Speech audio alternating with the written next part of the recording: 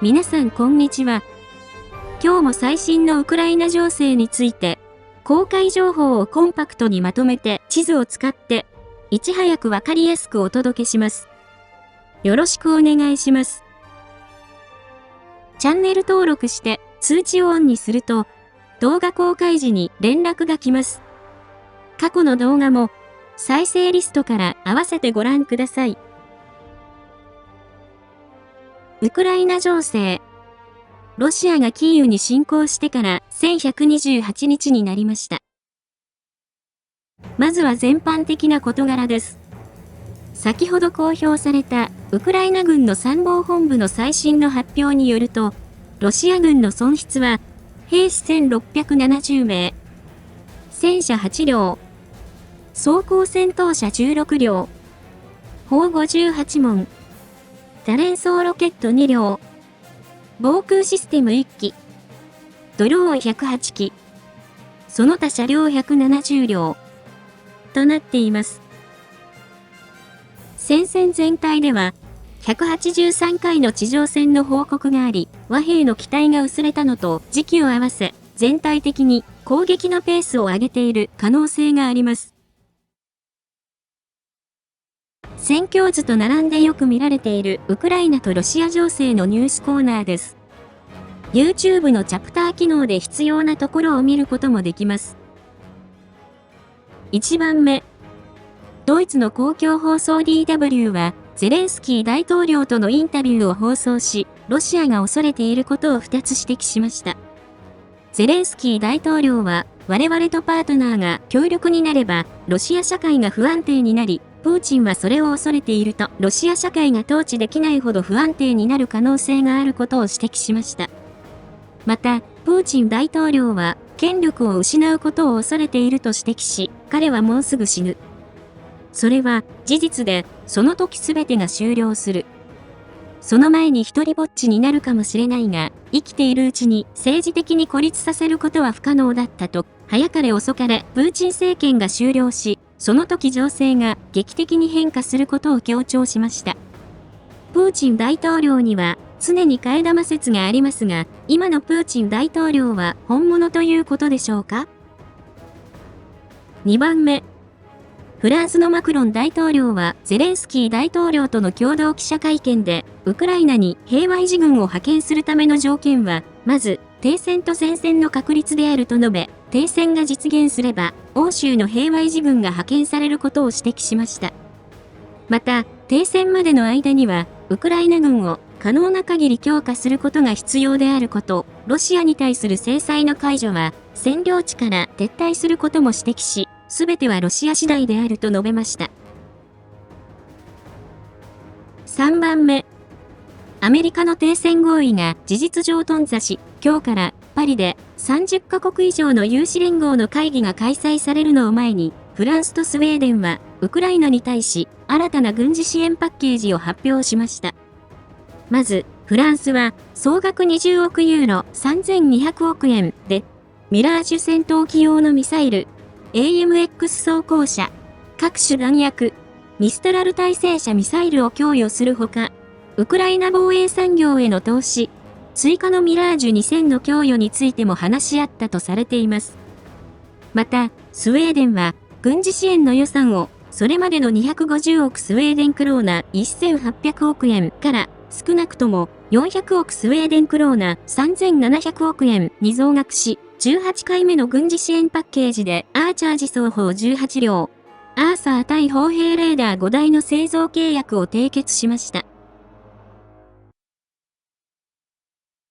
それでは各地域の戦況です。戦況の変化のあるところを中心にお伝えします。その変化は大画面でフルスクリーン表示にしていただくと、街並みや日付とともに追いかけることができます。説明にあたり、これまでこの分野で起きた様々な出来事を参考に、ルジアンやルシアン軍など、YouTube 用に最適化した表現を使用しています。また、海外から毎日聞いている人が一定数いますので、数時間後に聞き取りやすい英語の副音声を公開しています。北東部クルスク、ハルキウ方面。ロシア軍が奪還作戦を行っているクルスク、ウクライナ軍が越境攻撃を行い侵攻したベルゴロド、そしてハルキウ方面の戦況についてお伝えします。クルスク方面。作戦に影響を与えるクルスクの天気は曇り。最高気温9度、最低気温3度。今日の天気予報も曇りとなっています。この方面でロシア軍は28回の攻撃、15回の空爆を行いました。この方面に配置されている第225突撃大隊は日時と場所を明らかにしませんでしたが、ロシア軍の第69自動車化ライフル師団の副司令官を排除したと発表し、写真を公開しました。作戦の詳細は明かされていませんが、偵察部隊が敵軍の奥深くに入り、指揮官を排除して書類を持ち帰ったと考えられ、大隊では今後、ロシア軍の組織が詳細に解明され、正確な攻撃が可能になったと伝えています。1番目。さらに、ウクライナ軍の参謀本部は、占領地の北西にあるビクトレフカからウスペニフカの地域で、ロシア軍の第9自動車化ライフル連隊の指揮所を破壊することに成功し、指揮官1人が地面に召されたと発表しました。2番目。そのうち、ここ最近お伝えしているウクライナ側のジュラフカでは、位置情報付きの映像によると、ルジアンが集落の東にも攻撃を仕掛け、ウクライナ軍がドローンで排除しています。ご覧いただいているのは、ウクライナ軍の第67機械化旅団のもので、熱戦を遮蔽するマントを着たルジアンが、地図の境界森林を走って移動している様子となっています。戦況図では、この場所まで、係争地が拡大したとして更新しました。3番目。その南東15キロに位置するゲオレフカの南でも、ルジアンが歩兵による前進を試み、ウクライナ軍の陣地を襲撃しましたが、逆にウクライナ軍に反撃されました。ご覧いただいているのは、ウクライナ軍の第82航空強襲旅団のもので、ウクライナ軍の陣地に入ったルジアンたちを観察している様子となっています。戦況図では、この場所まで200メートルほど係争地が拡大したとして更新しました。ベルゴロド方面。この方面では、ウクライナ軍が作戦行動を継続し、反対に、ロシアンの国防省では、ウクライナがベルゴロドに進軍した情報を否定し、そのような話はなかったことになっています。そのうち、デミドフカでは、位置情報付きの映像によると、地図の場所でウクライナ軍が活動していて、この場所がウクライナ軍の支配下にあることが確認できます。ご覧いただいているのは、ロシアン軍のもので、光ファイバードローンが集落中心の地図の場所の様子を観察しているところとなっています。これを含めて、今のところ、戦況図に影響のある情報はなく、ロシアンの軍事ブロガーによれば、デミドフカ、ポポフカで地上戦の報告がありました。また、ロシアン軍は、クピャンスク、リマン、シベルスク方面から、第6、第20、第3連隊の予備軍を、この方面に移動させていて、その分、他の方面の戦力が低下しています。ハルキウ方面。この方面で、ルジアンは4回攻撃を行いました。そのうち、ボフチャンスクの東側にあるティケでは、ロシアン軍が集落を回り込んで、小隊規模の攻撃を行いましたが、この攻撃は、ウクライナ軍が装甲車3両を破壊し、1両に損害を与えて撃退されました。ご覧いただいているのは、ウクライナ軍の第113国境警備旅団のもので、ルジアンが残り少ない人生を使い、車両から展開している様子を観察しているところとなっています。戦況図に変更はありません。北東部ルハンスク州方面。東部チャシフヤール方面。クピャンスクからチャシフヤール方面の戦況についてお伝えします。この方面でルジアンは、クピャンスク方面で5回、スバトベクレミンナ戦は24回、シベルスク周辺では4回、チャシフヤール方面では2回、トレツクの方向は23回攻撃を行いました。トレツク方面。この方面では激しい市街戦となっていて、市街地ではウクライナ軍が包囲される危険性がある中でルジアンを攻撃し、反対にルジアンは正面突撃を繰り返しています。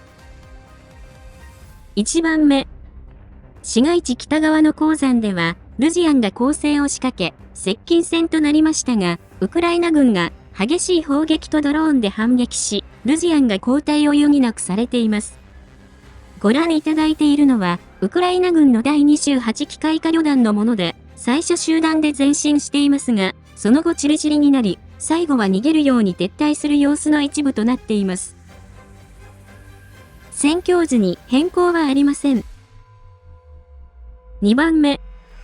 反対に、市街地中心部の地図の場所では、位置情報付きの映像によると、ウクライナ軍が攻勢を仕掛け、ルジアンを後退させました。ウクライナ軍は、少数の部隊でアパートに近づき、ルジアンを掃討して帰還しました。ご覧いただいているのは、ウクライナ軍の第101独立親衛旅団第4大隊のもので、地図の場所の様子となっています。この場所は、ルジアンが昨年12月に占領したところですが、この街区全体で、ルジアンの占領地を300メートルほど縮小させ、係争地が拡大したとして更新しました。3番目。南側の住宅地では、今度は、ルジアンが攻勢を仕掛け、北と中央の2つの攻撃軸で、住宅地全体の占領を狙い、正面突破を図りました。ご覧いただいているのは、ウクライナ軍の第100機械化旅団のもので、最も深く前進したルジアンを、最後の仕上げに観察している様子となっています。これらの攻撃は失敗し、戦況図に変更はありません。南東部、ドネツク州、ポクロフスク、コスティアンティノピル、ベリカノボシルカ方面の戦況についてお伝えします。この方面でルジアンは、ポクロフスク方面では68回、コスティアンティノピル、ベリカノボシルカ方面で19回攻撃を行いました。ポクロフスク方面。この方面で、ルジアンは、接触線全体に攻撃を仕掛け、ウクライナ軍は、ルジアンの支配地に切り込んで孤立させようとしています。1番目。昨日の動画で、ウクライナ軍がルジアンを押し戻したことをお伝えしたコトリネでは、未確認の情報によると、ウクライナ軍が北から南側の集落に攻撃を行い、奪還した情報があり、ルジアンが孤立した可能性があります。戦況図では、その範囲をルジアンの占領地を縮小させ、係争地が拡大したとして表示しました。2番目。その後方にあたるボフコベでは、ウクライナ軍がドローンを使って、ルジアンの戦力を削っています。ご覧いただいているのは、ウクライナ軍のスカラットグループのもので、ルジアンが車両を使わず徒歩で移動しているのがわかるものとなっています。この場所は、ピシチャネ、コトリネ、ソロネの中間地点にあり、この付近で何らかの奪還作戦が行われる可能性があります。3番目。一方、西側正面のウスペニフカからノボオレクサンドリフカでは、未確認の情報ですが、ルジアンが前進し、ノボオレクサンドリフカに到達した情報があります。ウスペニフカでは、24日に、ルジアンが集落の南に入ったことをお伝えしましたが、さらに前進した可能性があり、その範囲を、係争地の拡大として表示しました。それ以外のルジアンの攻撃は、ウクライナ軍が反撃しないよう、前線の維持のために攻撃を行っている状態で、前進にはつながっていません。コスティアンティノピル方面、ベリカノボシルカ方面。これらの方面では陣地戦に移行していますが、ルシアン軍が時折陣地から出て攻撃を行っています。そのうち、ビルネポールでは、位置情報付きの映像によるとルジアンが集落内に浸透し、ウクライナ軍がドローンで排除しています。ご覧いただいているのは、ウクライナ軍の第31機械化旅団のもので、地図の場所の様子となっています。戦況図では、この場所まで、係争地が拡大したとして更新しました。ルシアン軍はプリビルネを迂回してビルネポールを攻撃していると判断できますが、ルジアンがビルネポールの集落に取り付いたことにより、プリビルネはルシアン軍が占領した可能性があります。しかし、ウクライナ軍は2週間ほど前に集落の北で反撃したことがあり、今のところプリビルネの状況ははっきりしませんので、こちらは確認中となります。後方地域。ザポリージャ原発では、非常用の発電機を動かすための燃料タンクが損傷し、原子炉を25日分冷却するのに必要な燃料が失われました。ザポリージャ原発は、時々、冷却用の電源を喪失していることから、原子力災害の危険が高まったことになります。南部ザポリージャ州、南部ヘルソン州。これらの方面で、ルジアンは10回攻撃を行い、ザポリージャ方面で攻勢を仕掛けています。カミアンスケ方面。この方面では、ルシアンの攻撃が活発に行われるようになりました。そのうち、ピャティハトキーの北にあるロブコベでは、位置情報付きの映像によるとルジアンが集落の北に攻勢を仕掛けました。ご覧いただいているのは、ウクライナ軍の第422ルフトワッフェ大隊のアルマゲドングループのもので、地図の場所の様子となっています。この付近は、おととしの反転攻勢でウクライナ軍が奪還したところでしたが、戦況図では、ロブコベの集落の東側は係争地が拡大したとして、また、ピャティハトキーの集落は、ルジアンが占領したとして更新しました。面積は1平方キロになります。その他、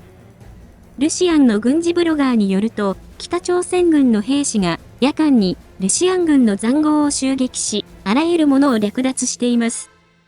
ルシアン軍は新たに陣地にやってきた北朝鮮兵に対し、塹壕の案内をし、その後、北朝鮮兵は夜になると、食料倉庫を中心に盗みを働いているとのことです。ある兵士は、その様子を公開し、我々は、食料品の倉庫に罠を仕掛け、目の細い連中と戦っていると説明しています。今日は以上です。情勢分析やニュースの感想、最新情報など、ぜひコメント欄にお寄せください。最後に、このチャンネルにはサブチャンネルがあります。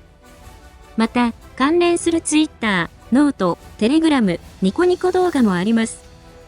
ノートでは全文を読むことができ、ニコニコ動画では過去の動画を順次掲載しています。何かあった時は、これらのメディアで視聴者様にお知らせしますので、ぜひ、どれか一つでもチャンネル登録、フォローの方をお願いします。リンクは概要欄にあります。ご視聴いただきありがとうございました。